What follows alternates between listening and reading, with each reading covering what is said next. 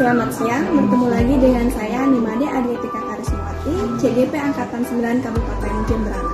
Nah, pada kesempatan ini saya tidak sendiri, saya ditemani oleh Ibu Dewa Ayutadi Pergawati yang merupakan guru ekonomi di SMA Negeri 2 Mandoyo. Selamat siang Ibu. Selamat siang Budi Adi. Gimana kabarnya hari ini? Baik sekali Budi Adi. Jadi sesuai dengan penyampaian saya kemarin, bahwa hari ini kita akan melaksanakan kegiatan praobservasi sebelum kita melakukan kegiatan observasi atau supervisi nantinya di kelas yang ini. Betul sekali.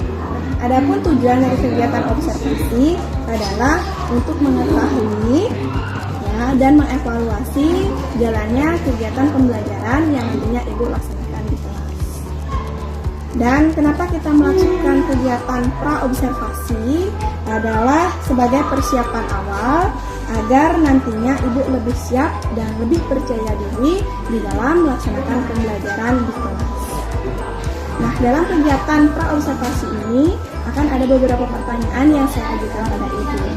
Nah, untuk yang pertama di sini berkaitan dengan tujuan pembelajaran. Nah, nantinya di dalam pembelajaran apa yang menjadi tujuan pembelajaran yang hendak Ibu capai? Baik Budi Adi, karena saya akan mengajar di kelas 11 khususnya kelas B1 dan materi yang saya ajarkan nanti itu adalah permintaan dan penawaran uang. Nah, adapun tujuan pembelajarannya yaitu peserta didik mampu mendeskripsikan permintaan dan penawaran uang dengan benar, Budi Adi. Baik, jadi di sini tujuan yang pembelajarannya hendak Ibu capai adalah siswa mampu mendeskripsikan permintaan dan penawaran uang dengan baik. Betul sekali. Ya, betul sekali Budi Adi. Untuk yang kedua, nah bagaimana area pengembangan yang ingin Ibu capai atau yang ingin diobservasi pada kegiatan observasi ini? Untuk area pengembangannya, saya ingin mengembangkan kemampuan anak-anak dalam berpikir kritis. Nah, selain itu, saya juga ingin mengembangkan kemampuan anak-anak dalam bekerja sama dalam satu tim, Budi Adi. Kolaborasi lah istilahnya, Budi Adi. Baik, di sini ya, yang menjadi area pengembangan Ibu adalah terkait menciptakan pembelajaran yang dapat menuntun siswa untuk berpikir kritis dan kolaboratif. Ya, gitu, betul. Ya. Nah, selanjutnya bagaimana rencana pembelajaran yang akan Ibu laksanakan di kelas? Mulai dari strateginya, metodenya, ya, dan juga modal pembelajaran yang nantinya akan Ibu terapkan. Baik, Tadi. Untuk strategi pembelajaran, saya akan menggunakan pembelajaran kooperatif. Nah, di mana dalam strategi ini setiap siswa memiliki peran yang sama penting. Ya, jadi nanti akan dibuatkan beberapa kelompok, kemudian nanti akan diberikan dia materi. Nah, di sana nanti siswa memiliki peran yang sama penting dalam kelompok tersebut untuk mencapai tujuan kelompok. Nah, seperti itu, Bu Adi. Nah, kemudian terkait dengan modal pembelajaran dan metodenya, Bu? Untuk modal pembelajaran, saya menggunakan modal pembelajaran inquiry. Nah, di mana modal pembelajaran ini menekankan siswa mampu berpikir secara kritis, kemudian menganalisis masalah yang diberikan untuk menemukan jawabannya. Nah, selain itu, modal pembelajaran inquiry ini juga nanti mampu melatih siswa untuk meningkatkan keterampilan berkolaborasinya secara terbuka, Budi Adi. Nah, kemudian untuk metodenya saya menggunakan metode auditori, diskusi, dan juga presentasi. Nanti untuk anak-anak saat menampilkan hasil kerjanya. Demikian, Budi Adi. Baik, jadi strateginya kooperatif, modelnya nanti yang akan digunakan adalah inquiry, kemudian metodenya yang akan digunakan adalah presentasi, kemudian diskusi kelompok. Ya, silakan. Nah, lalu bagaimana Bu, apakah di dalam proses pembelajaran untuk menunjang atau memfasilitasi siswa dalam belajar Ibu melakukan diferensiasi? Untuk diferensiasinya, saya mengambil diferensiasi untuk konten dan produk, Budi Adi. Nah, untuk kontennya itu saya memberikan anak-anak berupa video dan juga modul. Nah, kemudian untuk produknya saya memberikan kebebasan kepada anak-anak nanti dalam menciptakan produk dalam berbagai media. Apakah mungkin dia ingin menggunakan PowerPoint, Canva, kemudian editor dan lain sebagainya. selanjutnya adalah, nah, bagaimana dengan media yang nanti akan Ibu gunakan untuk menunjang pembelajaran yang akan Ibu laksanakan sehingga tujuan pembelajaran yang Ibu rencanakan dapat tercapai? Untuk media, jadi untuk di awal saya menggunakan media PowerPoint untuk mempresentasikan apa yang untuk mempresentasikan tujuan pembelajaran terlebih dahulu, Adik. Nah, kemudian saya juga akan menyampaikan prosedur atau alur pembelajarannya dengan menggunakan media PowerPoint. Nah, selain itu saya nanti menggunakan media teka-teki silang maksudnya. Kemudian juga tentu saya memerlukan media berupa laptop dan juga proyektor, berarti. Nah, kemudian untuk asesmennya ya saya langsung saja nih. Jadi untuk asesmennya saya menggunakan 3 penilaian. Nanti saya mengambil 3 penilaian. Yang pertama untuk keterampilannya. Nah, nanti saya akan menggunakan angket. Ada 2 angket yang saya gunakan, yaitu yang pertama angket terkait evaluasi diri, menilai diri sendiri. Nah, kemudian yang kedua nanti angketnya itu menilai teman sebaya.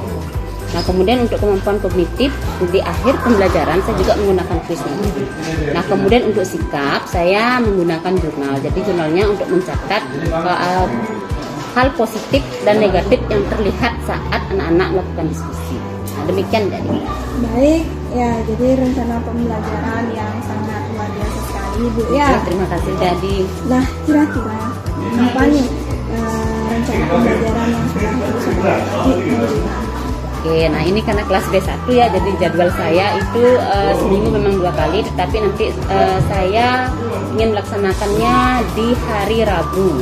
Kelas 11 B1 itu jam pembelajaran jam 1 dan 2. Jam 1 2 sekitar pukul 7.30 sampai 8.50. Baik, Bu. Verga, berarti di sini ya rencana pembelajarannya akan dilaksanakan hari Rabu. Iya, ya, betul sekali. Di kelas 11 B1 jam 1 2. Iya, ya. Baik, nanti di hari Rabu saya akan datang ke kelas untuk melakukan supervisi atau melakukan pengamatan dan pencatatan terkait hal-hal yang terjadi dalam pelaksanaan pembelajaran yang Ibu laksanakan. Baik, Ibu. Nah, setelah nantinya kita melaksanakan kegiatan observasi kelas, ya, kita akan melaksanakan percakapan kembali, yaitu percakapan pasca observasi. Baik, demikianlah kegiatan pra-observasi kita hari ini. Sampai bertemu di kegiatan observasi nanti. Sekian dan terima kasih.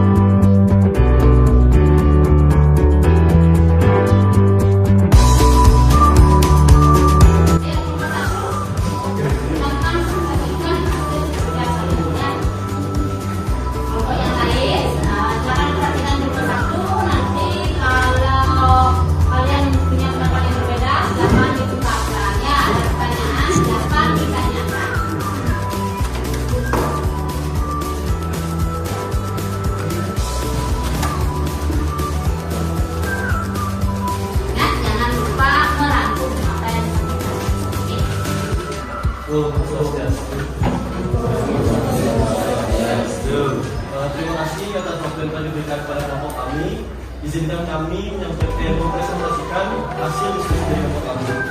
Kelompok kami terdiri dari 4 orang. Silakan saya Sudiarsa sebagai moderator sekaligus yang menjelaskan diskusi kelompok kami.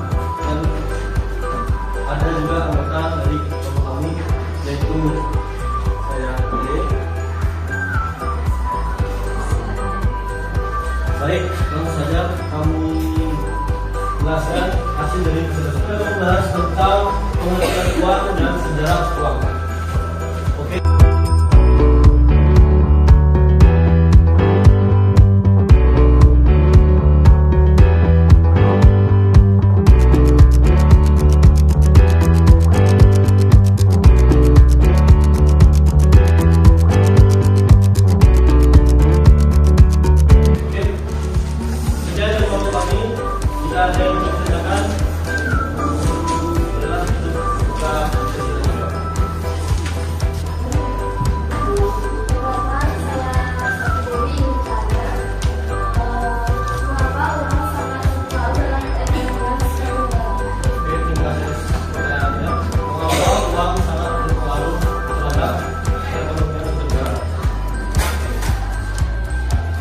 Biar saya aja yang banyak ngomong, akan dilanjutkan oleh saya akan menjawab oleh teman saya.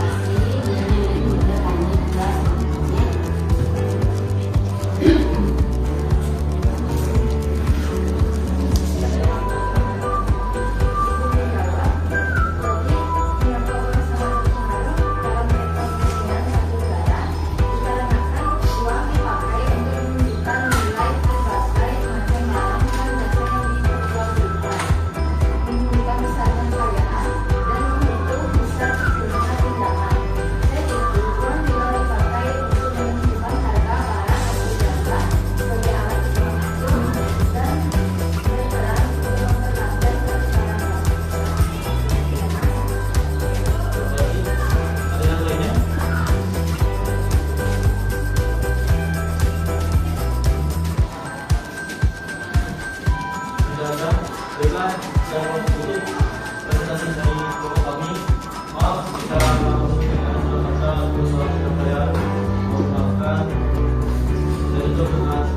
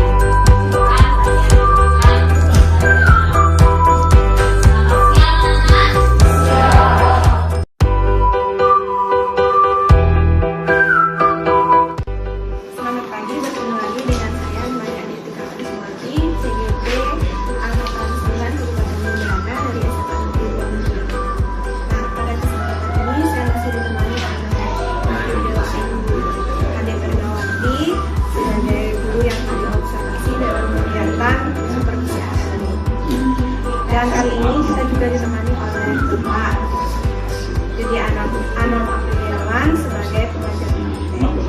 Selamat pagi Bapak, Ibu. Bagaimana kabarnya hari ini? Baik. Adik-adik bagaimana? Baik, dalam kegiatan wawancara kelas, kita akan memberikan pertanyaan terkait dengan observasi yang dilakukan. Ya, nah adapun tujuan daripada kegiatan ini adalah untuk observasi bagaimana proses pembelajaran yang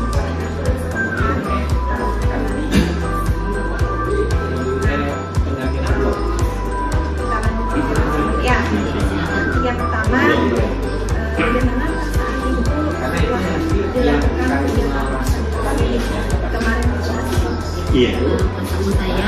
Saya tentu merasa senang karena ada yang mengobservasi di kelas dengan harapan saya mendapatkan masukan untuk meningkatkan strategi pembelajaran saya. Namun di satu sisi karena ada yang mengamati, tentu saja ada rasa grogi sedikit. Takut ada salah-salah kata atau mungkin salah penyampaian materi. Selanjutnya coba Ibu ceritakan bagaimana ayat pengajaran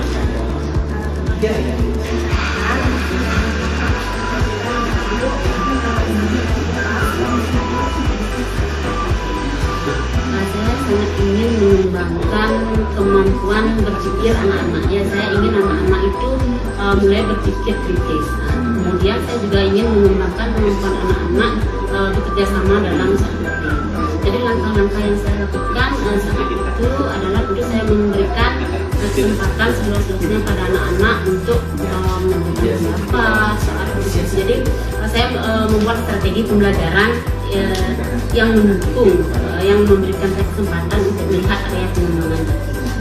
Jadi yang pertama saya membentuk kelompok anak-anak, kemudian saya memberikan kesempatan untuk diskusi, saya berikan tugas untuk mengkaji materi, kemudian saya berikan kesempatan dia untuk berdiskusi dalam kelompoknya, saya memberi kesempatan anak-anak untuk memberikan pendapat, kemudian terakhir saya berikan kesempatan pada anak-anak untuk menyimpulkan hasil pembelajaran.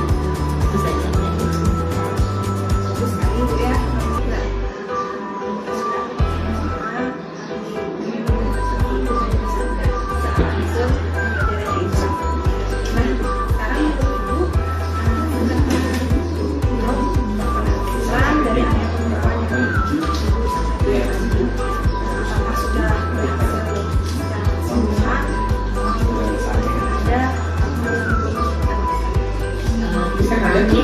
Ini saya belum sesuai dengan harapan saya.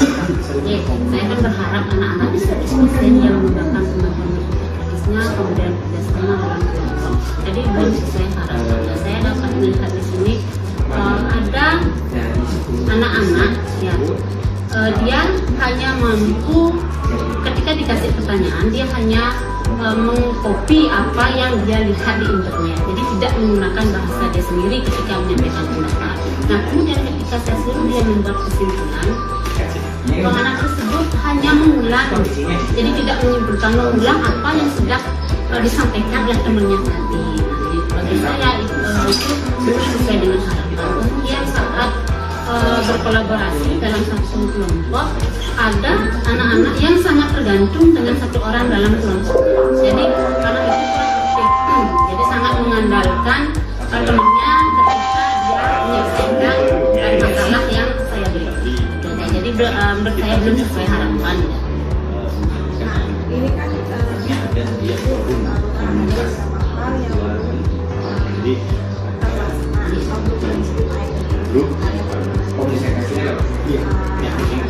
yang kendala ini apa yang menyebabkan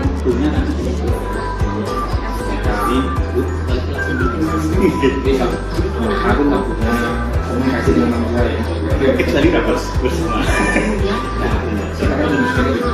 Sangat tergantung pada teknologi. Ya memang saya berikan kesempatan dia untuk melihat informasi dari berbagai referensi. Ya referensi yang digunakan kan internet. Jadi dengan itu anak-anak ya hanya melihat saja misalnya baru tanpa menghubungi terlebih dahulu gitu. Jadi dia langsung mengikuti apa yang ada.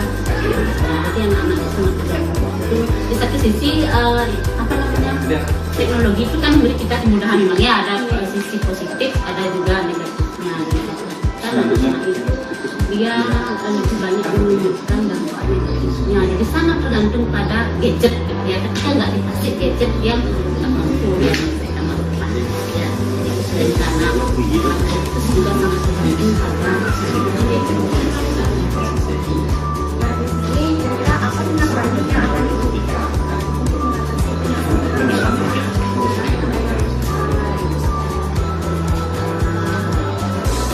tentu akan mengganti strategi pembelajaran yang pertama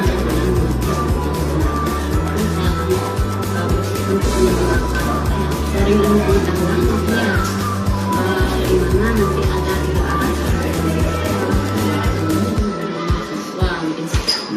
terus tadi juga kendalanya mungkin kemarin saya mengelompokkan mereka itu berdasarkan keinginan saya, jadi tidak berdasarkan gaya belajarnya. Ya mungkin itu juga menjadi salah satu kendala. Mungkin selanjutnya saya akan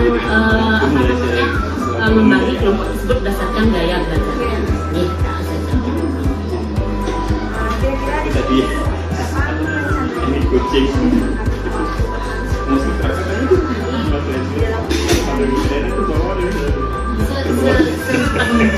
Ya, kalau saya betul-betul ingin melihat perubahan kemampuan berpikir anak-anak tetap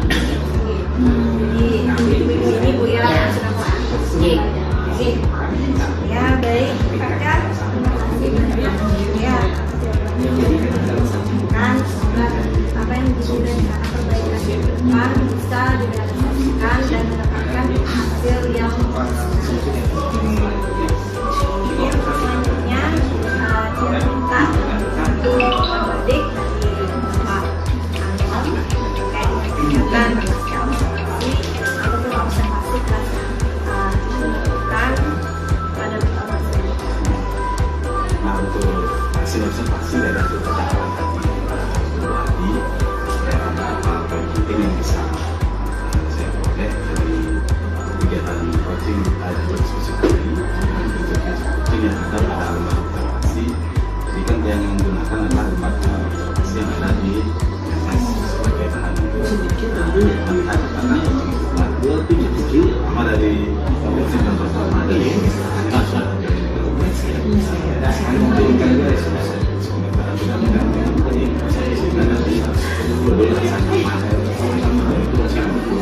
khususnya adalah pelaksanaan diskusi. Kemudian prinsip yang kedua di proses itu penerapan dua arah sudah terjadi, yang membedakan secara intensif pertanyaan-pertanyaan yang disampaikan kepada kuncinya, sehingga apa yang memang terjadi dalam kegiatan pembelajaran itu ya dapat dengan leluasa disampaikan, dan memang pertanyaan berulang menjadi kunci dalam menggali semakin jauh apa yang disampaikan. Ini masih kemudian di prinsipnya ketiga itu memaksimalkan potensi pertanyaan terakhir dan tadi dikali dalam terkait dengan penggunaan jadwal penggunaan yang kelas dan itu mengalami ketergantungan dua kali ini. Mereka lebih bisa lebih pasti digunakan lebih mudah kalau ada gadget. Kalau misalnya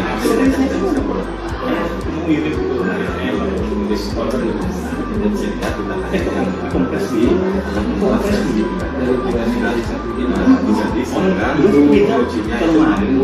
memaksimalkan potensi kalau sudah ketidaksesuaian yang terjadi diatasi dengan mencoba melakukan kontribusi ya. Jadi kita akan biar ini muncul di dari 1,7 sektor apa juga harus menghasilkan tidak sekedar bercakap-cakap biasa, tapi ada kesimpulan yang dan akan ditindaklanjuti. Demikian secara singkat observasi yang tidak bisa disampaikan video kegiatan menjadinya dosen kali ini visi-visi prakarsa. Akhirnya rangkaian kegiatan seperti ini telah kita lakukan dengan baik, mulai dari kegiatan pra-observasi kemarin, kemudian observasi dan pasca observasi. Nah, saya ucapkan terima kasih kepada Pak Anom selaku Ketik dan Ibu Fatmawati atas waktunya. Semoga apa yang kita lakukan ini dapat bermanfaat tidak hanya bagi kita tetapi juga bagi siswa dan juga perkembangan dan sekolah. Baik.